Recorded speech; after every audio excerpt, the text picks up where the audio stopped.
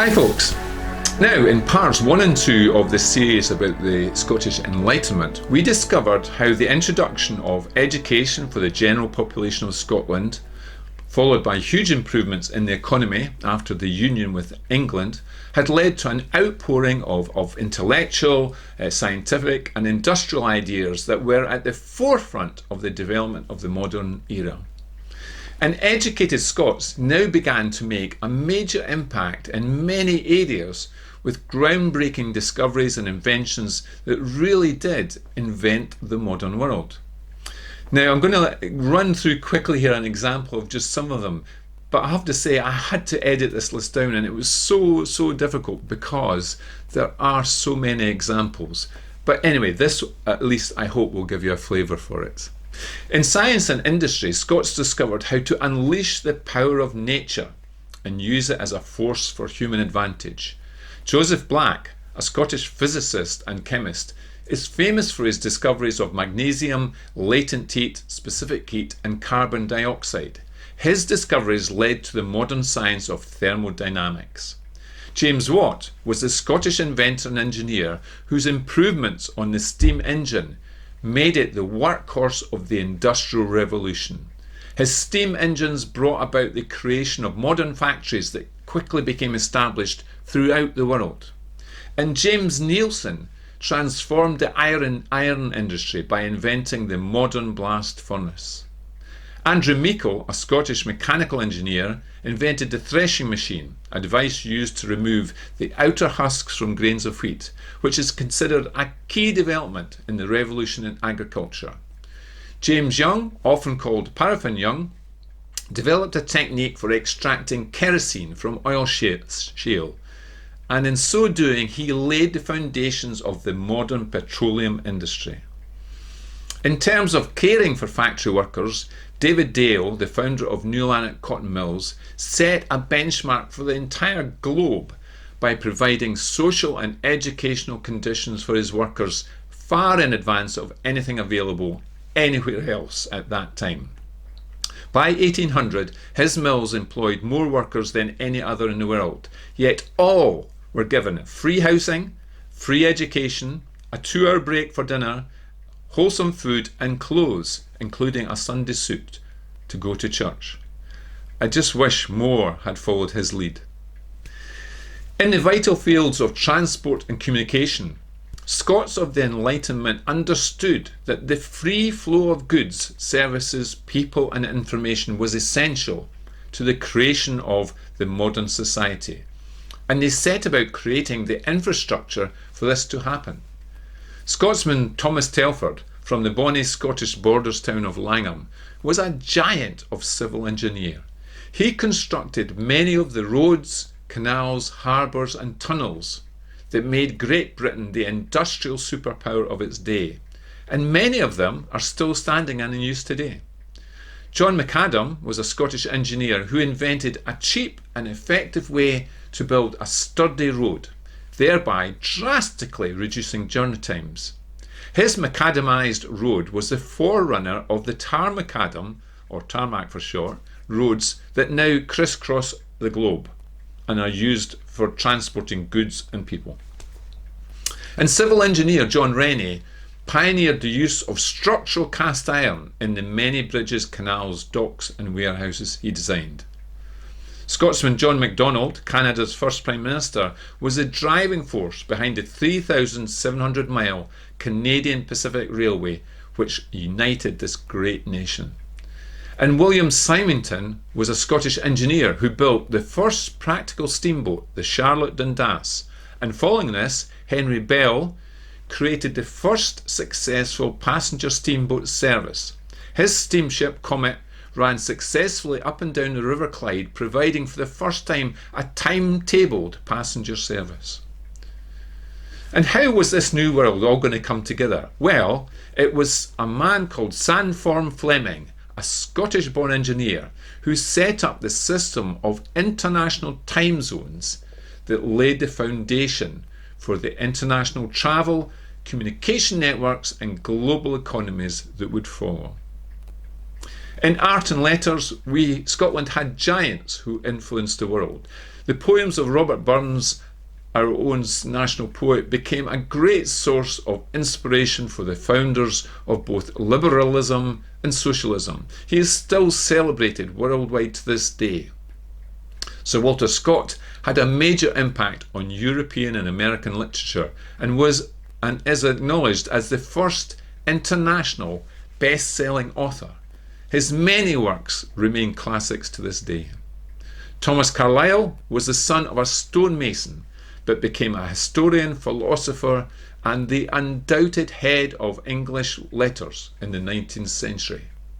And Sir Henry Raeburn was a Scottish portrait painter who was renowned for painting directly from life, making no preliminary sketches, a revolutionary concept in that period. His much admired style had a major impact on artists in the 19th century. And when it came to philosophy and politics, Scotland made a huge impact.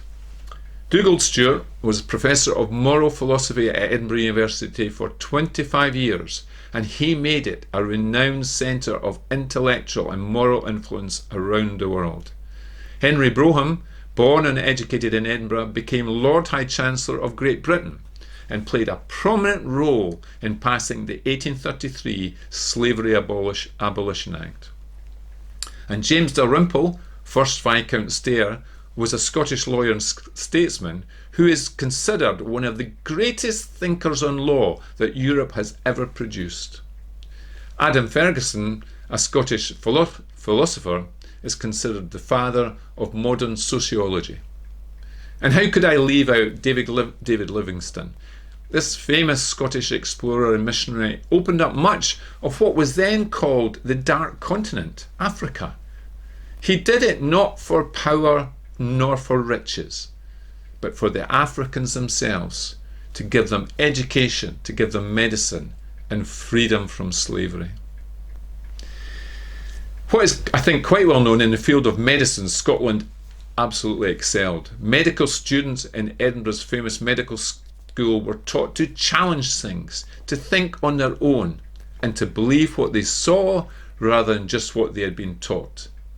Amongst all their discoveries, one of the things they created, best known, was they created the general practitioner, the hands-on generalists who became the staple of medical care throughout the world. Playing a huge role in that was William Cullen, professor at the Edinburgh Medical School. He was a beloved teacher, influencing the growth of better medical practices, with many of his students becoming very influential figures in medicine.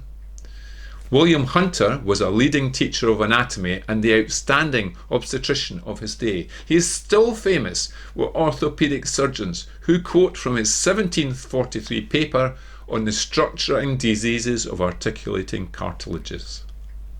Alexander Monroe, Professor of Anatomy at the University of Edinburgh, delivered his lectures in English rather than the conventional Latin, and this proved extremely popular with students. His qualities as a teacher contributed greatly to the success and reputation of the Edinburgh Medical School. He is known as Alexander Monroe Primus, to distinguish him from his son Alexander Monroe Secundus and his grandson Alexander Monroe Tertius, who both followed him in the chair of anatomy. These three Monroes between them held the Edinburgh University chair of anatomy for 126 years and established the city as the foremost authority on anatomy. James Simpson, educated at Edinburgh Medical School, was the first physician to demonstrate the anaesthetic properties of chloroform on humans and helped to popularise its use in medicine, transforming surgery and saving the lives of millions of people. And Scottish physician James Lind discovered that scurvy, which was the scourge of seamen on long voyages, could be cured by the use of citrus fruits, especially limes. By introducing lime juice for its sailors, the British Navy became the most powerful force in the world and earned its sailors the name limeys. In the field of public health, John Ferrier created the Manchester Board of Health, the first such institution in the world, and set up special hospitals for fever, a system which was widely copied. He also established the link between unhealthy working conditions in industrial mills and the spread of disease and high mortality. And Scots were also at the forefront of encouraging people to help themselves. Scottish doctor Samuel Smiles trained at Edinburgh's renowned medical school and wrote a hugely popular book titled Self-Help. This publication inspired millions of people and was the very first motivational book. Its famous motto was, "God helps those who help themselves." In the natural and physical world, the inquiring mind of the Scottish Enlightenment brought about a new view of nature. In architecture, Scotsman Robert Adam and his brother James made a massive contribution around the world, and their book Works in Architecture became hugely influential in England and in America.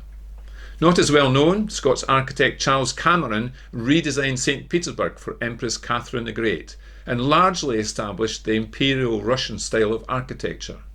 And closer to home, James Craig, born and educated in Edinburgh, was the architect who designed Edinburgh's stunning Georgian New Town.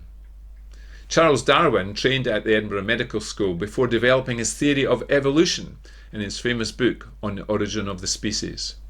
And Robert Brown was a Scottish botanist who made hugely important contributions in the field of botany. Alexander Dalrymple, a Scottish geographer, was the main proponent of the theory that there existed a vast undiscovered continent in the South Pacific called Terra Australis Incognita. And this led to Captain Cook's discovery of Australia. Sir Archibald Grant was devoted to agricultural improvement and introduced many new practices, including the fallow system for rotating crops and new rotation crops like clover and ryegrass. Scottish geologist James Hutton is the father of modern geology, playing a key role in establishing geology as a modern science. So here we have, all over this evolving modern world, Scots influencing and changing things. In part 4, we'll give our conclusion, show what happened next, and look to the future.